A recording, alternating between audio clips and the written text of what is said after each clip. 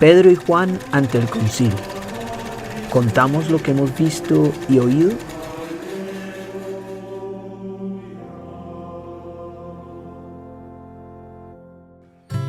En este capítulo hablamos sobre el verdadero encuentro, la formación y muchas cosas más. Acompáñanos a vivir la palabra de Dios. Hola, hoy estamos con Juliana Villegas, Antonio Torres, María Paula Gallegos. En el nombre del Padre, del Hijo y del Espíritu Santo. Amén. Estoy levantando el velo. María Paula Gallegos, Juliana Villegas, Antonio Torres. Vamos a conversar sobre el capítulo 4 de los Hechos de los Apóstoles. Pedro y Juan ante el concilio. Hablando ellos al pueblo, vinieron sobre ellos los sacerdotes con el jefe de la guardia del templo y los saduceos, resentidos de que enseñasen al pueblo y anunciasen en Jesús la resurrección de entre los muertos. Ese es el punto focal. Ese es el punto que incomoda y es el punto fundamental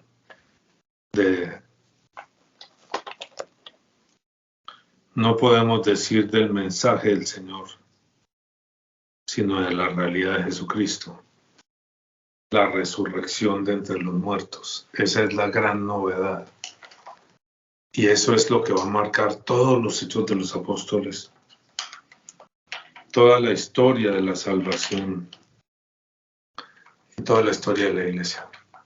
Es el punto fundamental. Sin eso, aquí no hay nada. Sin resurrección aquí no hay nada. El hecho de que Jesús resucitó. Y les echaron mano, por eso les echaron mano. Los pusieron en la cárcel hasta el día siguiente porque era ya tarde. Pero muchos de los que habían oído la palabra creyeron y el número de los varones eran como 5,000. ¿Creyeron qué? Que Jesús había resucitado entre los muertos. Porque ese es el tema fundamental de este asunto. Volvamos, no se trata de ser buenos, de ser lindos, de aparecer en procesiones. Se trata de llegar a vivir eternamente, se trata de llegar al cielo. Eso es lo que buscamos, eso es lo que queremos, por eso estamos aquí. Aconteció al día siguiente que se reunieron en Jerusalén los gobernantes, los ancianos y los escribas. Y el sumo sacerdote Anás, y Caifás, y Juan, y Alejandro, y todos los que eran de la familia de los sumos sacerdotes. Y poniéndoles en medio, a Pedro y a Juan, les preguntaron, ¿con qué potestad o en qué nombre habéis hecho vosotros esto? Entonces Pedro, lleno del Espíritu Santo, es el Espíritu Santo el que habla a través de ellos y a través de nosotros, les dijo, gobernantes del pueblo y ancianos de Israel, puesto que hoy se nos interroga acerca del beneficio hecho a un hombre enfermo y de qué manera éste haya sido sanado, sea notorio a todos vosotros y a todo el pueblo de Israel que en el nombre de Jesucristo de Nazaret. Yo voy a hacer un pequeño resumen de la historia de Jesús. A quien vosotros crucificasteis y a quien Dios resucitó de los muertos, por él este hombre está en vuestra presencia sano. Este Jesús es la piedra reprobada por vosotros los edificadores, la cual ha venido a ser cabeza del ángulo. Y en ningún otro hay salvación. En ningún otro hay salvación. Eso es como clave, ¿no? Sí. Solo en Jesús, en ningún otro hay salvación. Por más que inventen historias, en ningún otro hay salvación. Porque no hay otro nombre bajo el cielo dado a los hombres en que podamos ser salvos. No hay otro nombre, no hay nadie más. Qué pena con los budistas. Tienen enseñanzas buenísimas, bellísimas. Qué pena con los del Tao, el camino. Tienen enseñanzas bellísimas para esta vida. Pero no pueden dar vida eterna. La vida eterna se perdió en el pecado original y la única manera de recuperarla es a través de Jesucristo, de su muerte y resurrección. Entonces, viendo el denuedo de Pedro y de Juan y sabiendo que eran hombres sin letras y del vulgo, se maravillaban y le reconocían que habían estado con Jesús. Y viendo al hombre que había sido sanado, que estaba en pie con ellos, no podían decir nada en contra.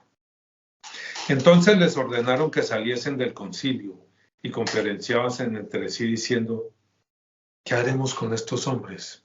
Porque de cierto señal manifiesta ha sido hecha por ellos, notoria a todos los que moran en Jerusalén, y no lo podemos negar.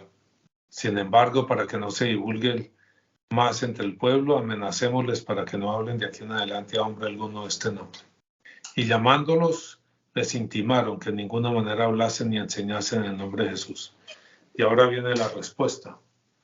Mas Pedro y Juan respondieron diciéndoles: juzgad si es justo delante de Dios obedecer a vosotros antes que a Dios, porque no podemos dejar de decir lo que hemos visto y oído.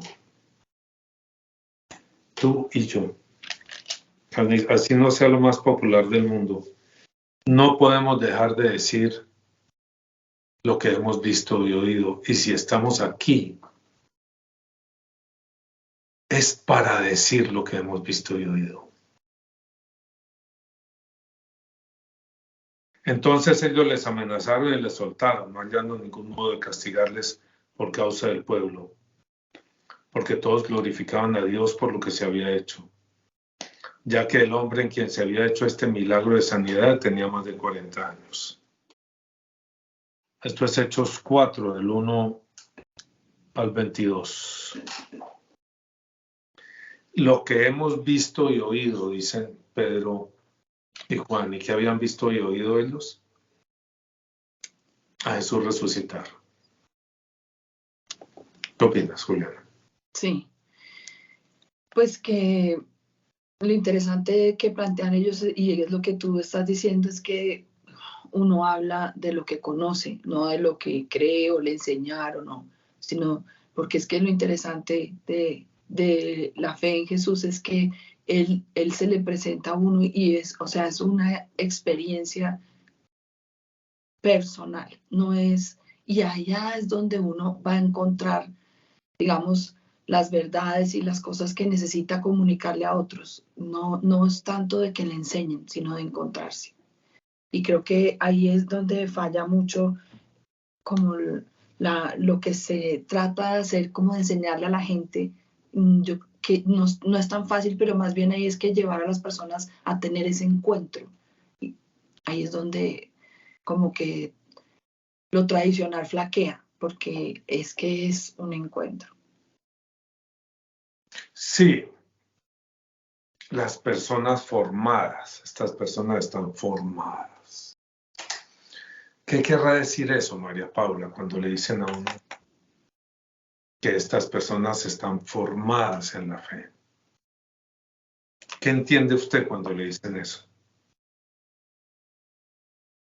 Pues yo entendería que es personas que han tenido, primero sí, una experiencia de Dios y que han estado en este camino, en esta lucha, que de alguna manera han empezado a saber que existen como unas armas o algo así que el Señor le da a uno para este camino, para este combate.